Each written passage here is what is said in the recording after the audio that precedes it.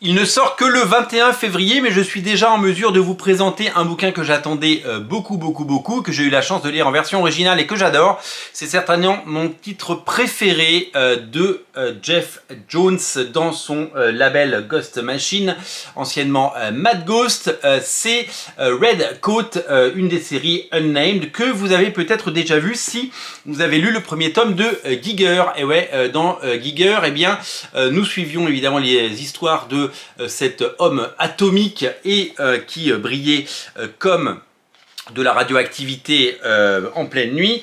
Et dans les pages de Giger, à la fin, nous avions dans le Giger 80 pages spéciales qui avaient été éditées aux États-Unis pour annoncer les autres séries de cet univers partagé. Les premières pages de eh bien, Red Coat par Jeff Jones et donc Bryan Hitch, donc une série pleine de promesses avec un héros super cool qui ressemble un peu à Ragnar le Breton, mais qui a évidemment une attitude et un comportement badass comme on l'aime, un personnage attachant qui évidemment nous donnait envie d'en lire plus. Giger est sorti, le tome 2 arrive très bientôt. La deuxième série qui était sortie, c'est Junkyard Joe. Vous le savez que toutes ces séries sont liées. Elles sont liées puisque elles font partie du même univers et que une frise historique qui existe dans l'ensemble des albums, je ne sais pas si on la trouve là, voilà.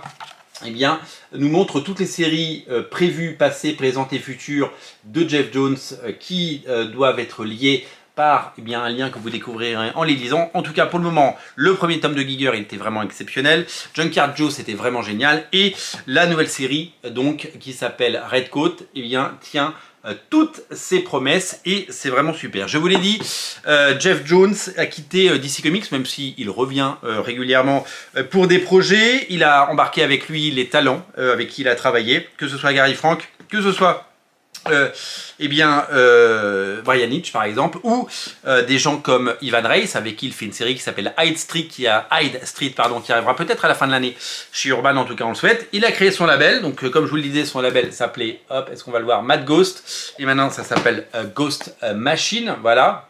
Il a changé le nom de son label. Et donc nous avons droit au troisième tome qui sort le 21 février.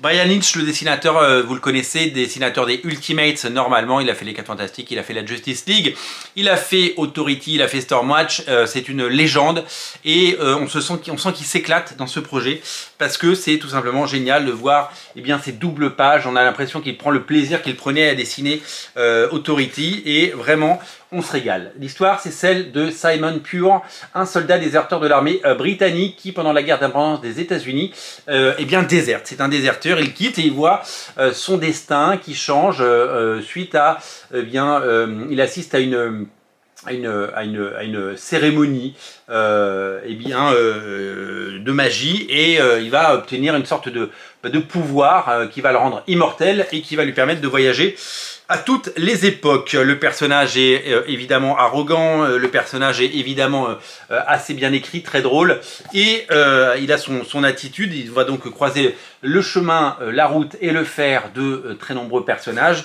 notamment des personnages historiques, puisque partout où il va aller, sa présence va influer sur le cours de l'histoire, comme dans certaines séries que vous connaissez, et il va croiser le chemin, c'est dans le titre, d'un certain Albert Einstein que vous découvrirez dans ces pages. Donc c'est réjouissant, c'est, je vous l'ai dit, une des meilleures séries, avec Hyde Street. Moi j'adore Hyde Street, et puis honnêtement, moi j'ai beaucoup aimé Giger, donc j'attends le tome 2 avec impatience, et Junkyard Joe. Pour le moment il n'y a pas de suite à Junkyard Joe, il y a plein d'autres séries qui arrivent, mais pour le moment, nous sommes sur quelque chose d'hyper qualitatif, d'hyper chouette et de super bien produit. Alors, quand j'ai reçu ce livre, je remercie par ailleurs Urban de me l'avoir fait parvenir avant sa sortie, ce qui me permet de vous en parler, et c'est ce qui me permet évidemment de pouvoir vous montrer un petit peu ce que c'est que cet album.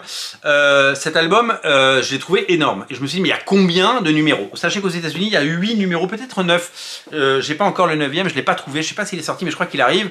Il y a 8 numéros qui sont sortis de cette série Red Coat, donc tous dessinés par le même dessinateur, tous dessinés par Bryan Hitch, et ça fait plaisir d'avoir un seul et même dessinateur tout au long de l'album. Et je me suis dit, mais il est bien gros cet album, ils en ont mis combien? Et j'ai regardé, il y a les 7 premiers. Donc autant vous dire qu'on est quasiment au taquet de l'édition américaine, puisque, je vous le dis, il y a 8 ou 9 numéros qui sont sortis, en tout cas qui sont disponibles. Donc on est vraiment sur quelque chose de très très proche de la version américaine. Mais je me suis dit quand même, 7 numéros, d'habitude, ça fait des comics beaucoup plus légers.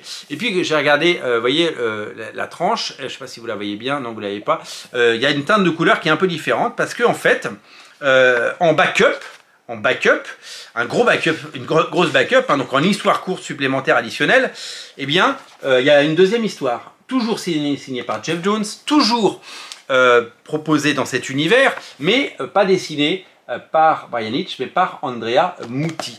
Ça s'appelle Le Blizzard, et c'est une histoire qui se passe donc dans cet univers partagé, avec d'autres personnages dont vous allez faire la connaissance, et avec des apparitions, mais je n'en dirai pas plus. Alors c'est vrai que ça dénote, moi j'aime bien, vous le savez, vous me connaissez, quand on parle des Ultimates, quand on parle de récits au long cours faits par les mêmes auteurs, j'aime bien que dans les albums il y ait un seul dessinateur. Donc je vous rassure, les 7 numéros de Red Hood sont dessinés par le même dessinateur, Brian Hitch. Il se trouve qu'il y a donc cette histoire en backup qui, je pense, n'aurait pas pu être éditée ailleurs. Elle n'aurait pas pu être éditée ailleurs parce que le niveau graphique, il n'est pas ouf.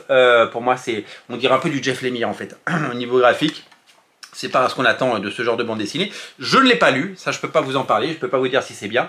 Considérez-le comme du bonus. Alors, vous le payez, hein, parce que c'est un bouquin qui fait 312 pages et qui coûte 31 €. Donc évidemment, vous payez ce contenu additionnel, mais ça permet d'avoir un bouquin, et parce que vous le savez, donc je vous l'ai dit, toutes ces histoires sont liées, ça permet de tout avoir, et surtout de l'avoir, donc d'avoir l'histoire sans avoir acheté un deuxième album, et peut-être un album que vous n'auriez pas acheté, pas lu, parce que c'est vrai que graphiquement c'est un peu en tout.